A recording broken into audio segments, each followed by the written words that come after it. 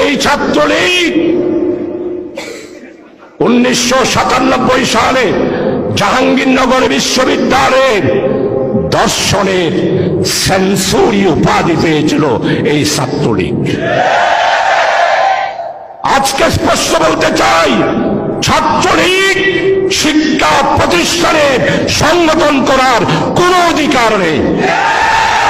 কারণ এই ছাত্রলীগ বৈষম্য বিরোধী ছাত্র আন্দোলনের ছাত্র জনতার উপর ঢাকা বিশ্ববিদ্যালয়ে গুলি চালিয়েছে, চট্টগ্রামের মুরাদপুরে গুলি চালিয়েছে, নিউ মার্কেটে গুলি চালিয়েছে, বঞ্চারহাটে গুলি চালিয়েছে, নতুন ব্রিজে গুলি চালিয়েছে, রালহান বাজারে গুলি চালিয়েছে।